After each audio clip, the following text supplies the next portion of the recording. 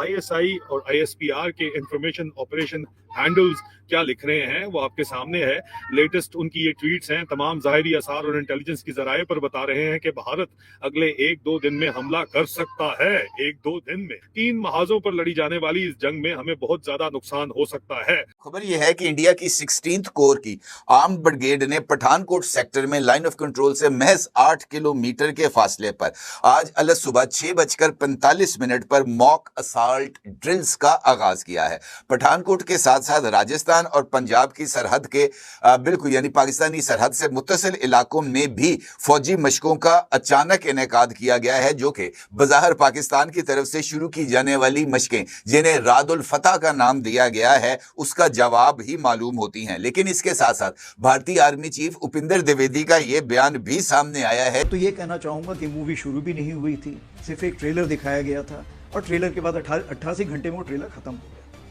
तो आगे आने वाले हालात कैसे होंगे ये इसके बारे में हम पूरी तैयारी करके बैठे हुए हैं, और अगर कोई ऐसा हमें मौका देता है पाकिस्तान तो हम उसका भरपूर एक शिक्षा प्रदान करना चाहेंगे उसको कि कैसे एक जिम्मेवार नेशन को अपने पड़ोसियों से बिहेव करना चाहिए। वो जो decorated general of Indian army उन्होंने कल फिर एक वार्निंग दी है पाकिस्तान को। उन्होंने कहा जी मई का जो कॉन्फ्लिक्ट था वो एक बेसिकली ट्रेलर था, अभी पूरी फिल्म बाकी है।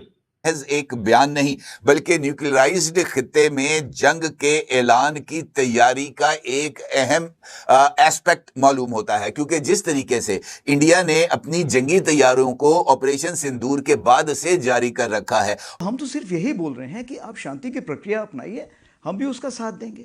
जब तक ये नहीं होगा तब जो आतंकवादी हैं या उनके आका हैं वो हमारे लिए समान मान है। दूसरी चीज़ ये है जो भी आतंकवादी को बढ़ावा देगा हम उसको जवाब देंगे, और हमारे पास अगर बैरंग चिट्ठी भी आई तो भी हमें पता है कि जवाब किसको देना है, हमें उसकी चिंता नहीं है। और उपिंदर द्विवेदी ने ये कहा कि हम अपने हमसाये को सिखाएंगे कि हमसायों की तरह कैसे रहा जाता है। अभी तो ट्रेलर चला है, असली फिल्म तो बाकी है। लेकिन ये एक आर्मी चीफ की जानिब से ये कहना कि ऑपरेशन सिंदूर सिर्फ एक ट्रेलर था, व्हाट डज दैट मीन? ये क्या साबित करना चाह रहे हैं? अब एस्केलेशन वार्निंग जो है क्या ये दी जा रही है हमें कि हम बहुत हैवीली एस्केलेट करेंगे? That's a warning to Pakistan. दोस्तों, मई में तो सिर्फ 28 घंटे का ट्रेलर था, असली फिल्म अभी बाकी है। पाकिस्तान अगर फिर से कोई हिमाकत करता है तो भारतीय सेना उसे सिखा देगी कि एक अच्छा पड़ोसी कैसे बनते हैं। आर्मी चीफ के इस चेतावनी से पाकिस्तान में हड़कंप मच गया है। पूरा पाकिस्तान डर रहा है कि कहीं भारत ऑपरेशन सिंदूर शुरू ना कर दे। इंटेलिजेंस रिपोर्ट्स भी यही इशारा कर रही हैं। भारत पूरी तरह तैयार है। पठानकोट एयरबेस पर भारत के सबसे एडवांस्ड फाइटर जेट्स तैनात हैं। मुनीर समेत पाकिस्तान की मिलिट्री में खलबली मच गई है। अब उन्हें सच्चाई समझ आ रही है, इंडिया से पंगा लेना इतना आसान नहीं है। तो आइए इसी टॉपिक पर आगे इस वीडियो को देखते हैं। वीडियो को लाइक जरूर करें, ज्यादा से ज्यादा शेयर करें और कमेंट में लिखिए जय हिंद। चैनल को सब्सक्राइब करें। आपको लगता है कि वाकईतन India is still up to attack Pakistan yet again? आपको लगता है? If I am actually an academic and I would look at it from a scholarly perspective, और मैं हमेशा जो है अपना हर argument history के ऊपर build करती हूँ। So whenever there are very provocative statements, जब बहुत ज़्यादा war mongering कर रही होती है बीजेपी की गवर्नमेंट, पिछले 15 सालों से उनका ट्रैक रिकॉर्ड हमारे सामने है, तो they always attack Pakistan. Intensity attack की जो है हमेशा आप देख लीजिए कि हर दफा पहले से बढ़कर थी। तो मेरा ख्याल है कि India is actually gearing up towards a reinforced version of Sindoor, Operation Sindoor, that whatever they call it. Sorry. And they are going to attack Pakistan in a more reinforced manner. And I think that Pakistani military or political elites, हमारी पूरी society को 100% ready रहना चाहिए कि India जो है full scale जो है एक अटैक लॉन्च कर सकता है, military attack against Pakistan. So I believe that Indian armed forces have the capacity.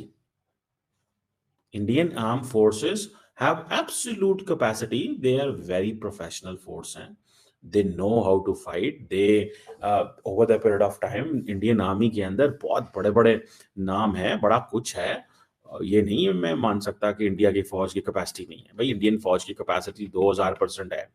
They are nuclear power missile है, इंटरकॉन्टिनेंटल बैलिस्टिक मिसाइल है, न्यूक्लियर ट्राइड है, भाई क्या क्या नहीं है उनके पास, इंडियन फौज के पास। जंग अगर आसिम मुनीर भारत के साथ छेड़ेगा तो तभी मामलात जो हैं वो पाकिस्तानी कौम उसके पीछे खड़ी होगी और दोबारा से पिछली जंग छेड़ के खुद को उसने फील्ड मार्शल प्रमोट किया है।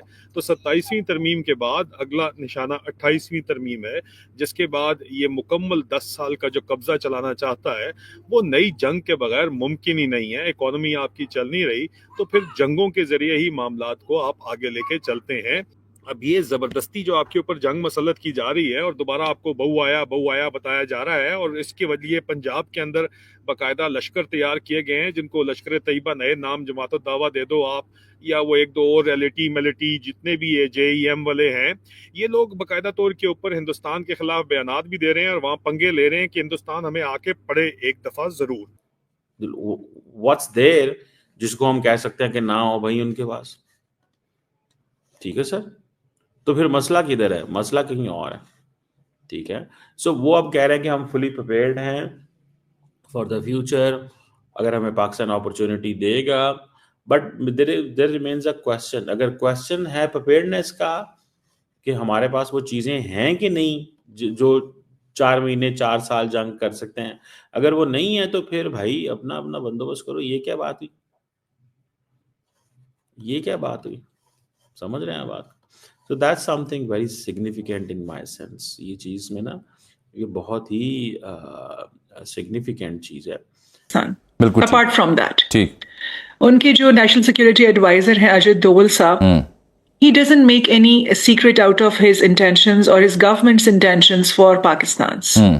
They keep saying that we will keep waging war against Pakistan in Balochistan, and PTM के इशू को लेके अगर आप उनके मीडिया के अंदर सुने तो वो हमेशा बहुत ज्यादा पॉलिटिसाइज करने की कोशिश करते हैं पाकिस्तान के जो हमारा खैबर पख्तूनख्वा का प्रोविंस है। And that's where I think the government in India is looking for things.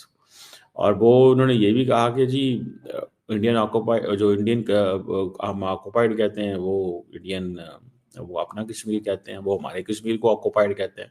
ये नॉमेनक्लेचर्स का ये है।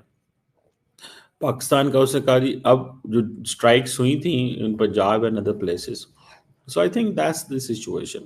जो दिल्ली का जो ब्लास्ट हुआ है उनके सस्पेक्ट्स को उन्होंने कोर्ट में आई थिंक ले आए हैं एंड ऑल दैट। लेकिन मैं इस पे if I would be speaking on this, जो चीफ साहब ने बात की है, वार्निंग की है कि भाई नॉट द फुल मूवी नहीं है, ट्रेलर है, अपना तैयारी करो। 88 आवर की जंग थी, अभी हम और भी देख रहे हैं चीज़ों को। अगर हमें हम अपॉर्चुनिटी देंगे, अपॉर्चुनिटी से क्या मुराद होता है? अपॉर्चुनिटी से क्या मुराद होता है कि अगर आप कोई और हमारे ऊपर हमला करेंगे, पाकिस्तान तो कभी भी इंडिया पे हमला नहीं करेगा,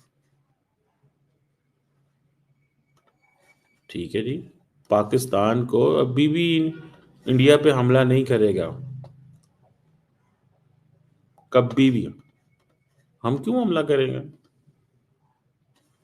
हम क्यों हमला करेंगे? सिंपल सी बात है।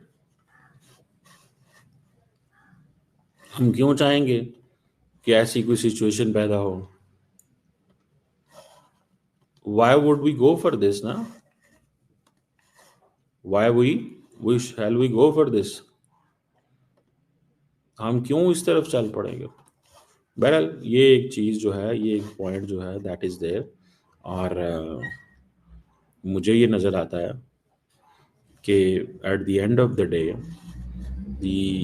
जो गवर्नमेंट है पाकिस्तान के अंदर और इंडिया के अंदर, they may be looking things different.